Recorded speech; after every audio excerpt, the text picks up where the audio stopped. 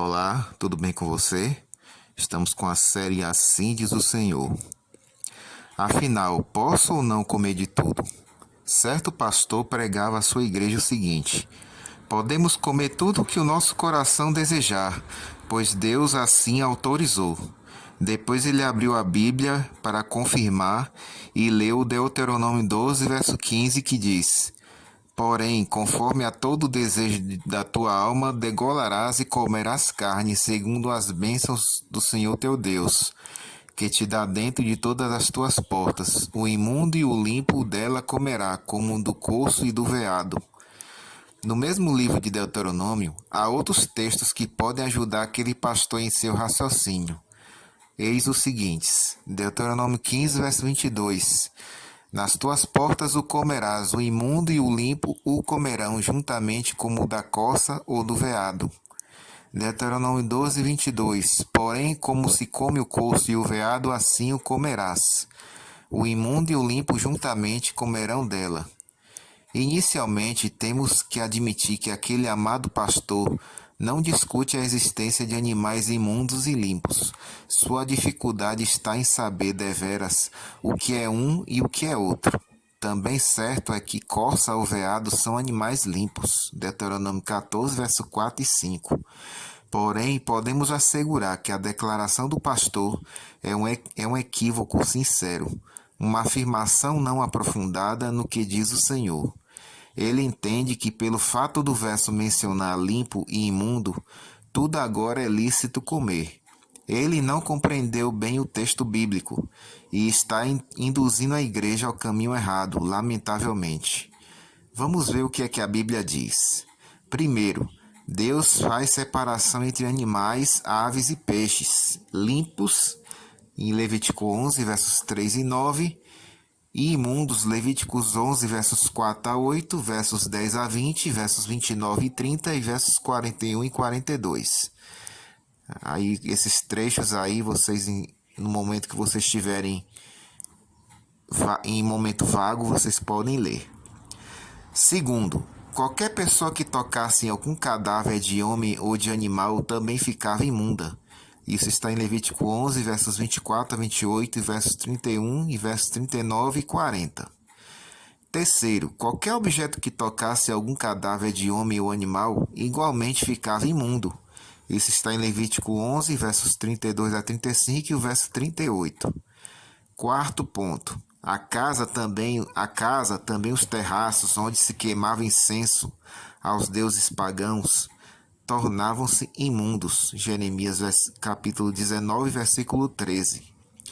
Por conseguinte, como não há contradição na Bíblia, tudo se esclarece colocando-se a palavra homem no texto apresentado pelo pastor. Vamos colocar? Deuteronômio 12, 15. Porém, conforme a todo o desejo da tua alma, degolarás, e comerás carne segundo a bênção do Senhor teu Deus, que te dá dentro de tuas portas. O homem imundo e o homem limpo dela comerá. Para que não fique nenhuma dúvida quanto à veracidade do assunto, estes textos finais possibilitam melhor o entendimento. 2 Crônicas 23, 19. Diz: e pôs porteiros às portas da casa do Senhor, para que não entrasse nela ninguém imundo em coisa alguma. Ageu 2, versículo 13.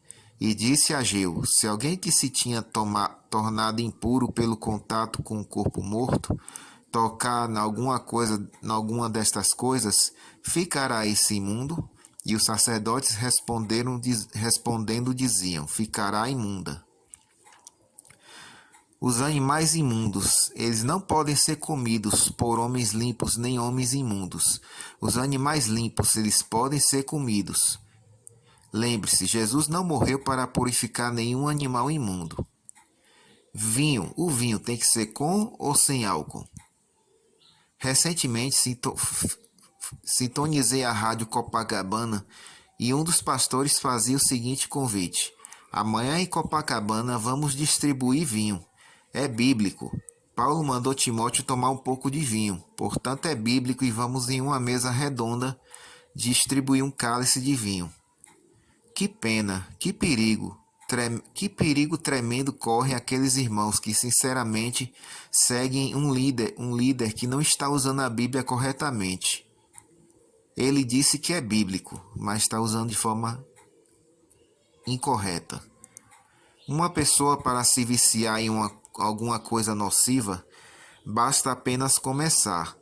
Está, pois, ele abrindo um precedente de repercussões negativas incalculáveis. Imagine um crente que foi alcoólatra. Será fatal apenas um cálice. Do ponto de vista cristão, nenhuma bebida alcoólica deve ser ingerida, seja por prazer ou para saciar a sede. Não existe no álcool nenhum elemento terapêutico ou medicinal, a não ser externamente. As pesquisas modernas têm demonstrado que até mesmo uma pequena quantidade de álcool na corrente sanguínea matam células cerebrais, e estas são as únicas que não se recompõem.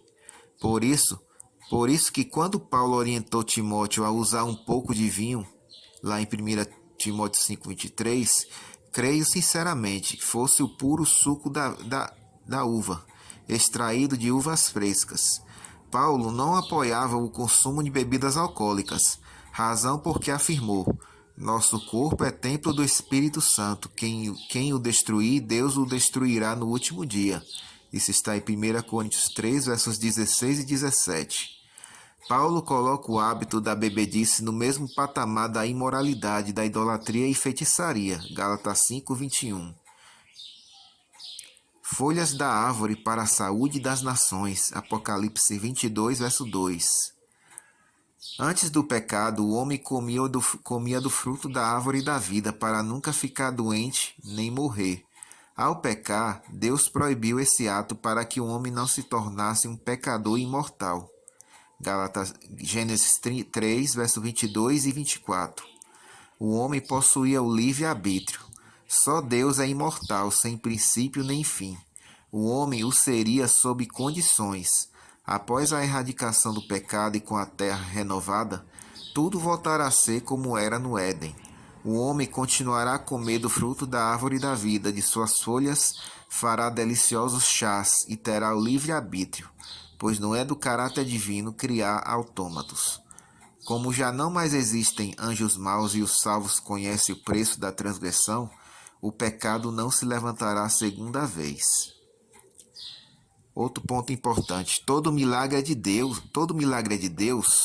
Pode-se consultar todo fazedor de milagres? Alto lá, ainda há profeta em Israel, 2 Reis 5, verso 8.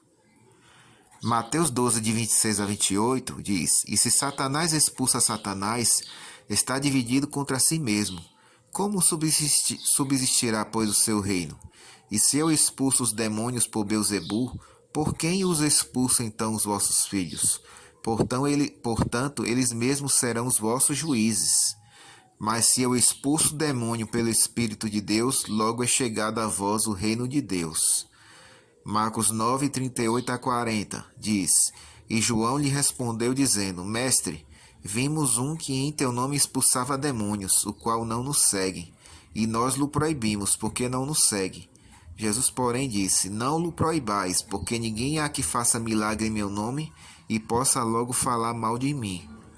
Estes textos não estão franqueando a nenhum transgressor da lei de Deus a fazer o que bem entenda em nome de Jesus, e muito menos estão autorizando ao crente ir em busca de tais transgressores para qualquer consulta, levados pela corrente dos milagres daqui e dali. Existe no momento uma onda avolumante de cura em igrejas romanas, centros umbandistas e igrejas evangélicas. Em algumas, a oração da fé é precedida de canções de rock and roll, cantadas por conjuntos que inclusive estiveram no Rock in Rio. Apenas trocam a letra. Ouça o que disse um famoso roqueiro: o diabo é o pai do rock. Raul Seixas, que disse isso.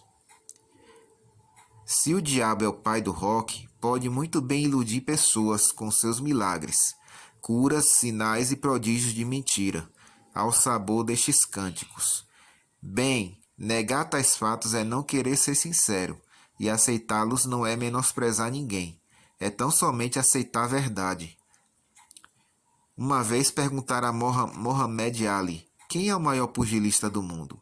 Ele respondeu: sou eu. Ele foi apenas sincero. Naquela época era a verdade mesmo.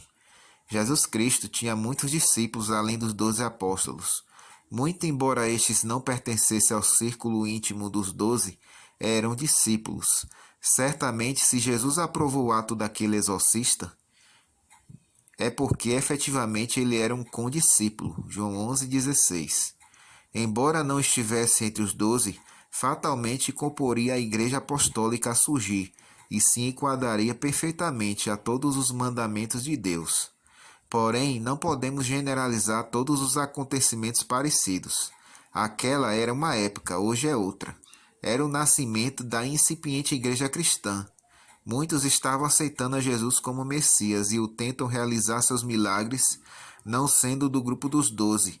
Era a prova de que tais pessoas seguiam a Jesus de longe.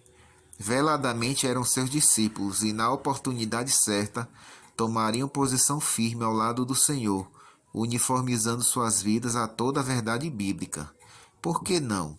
Pedro só se converteu quase 3 anos após ser chamado, apesar de estar diariamente com o Mestre.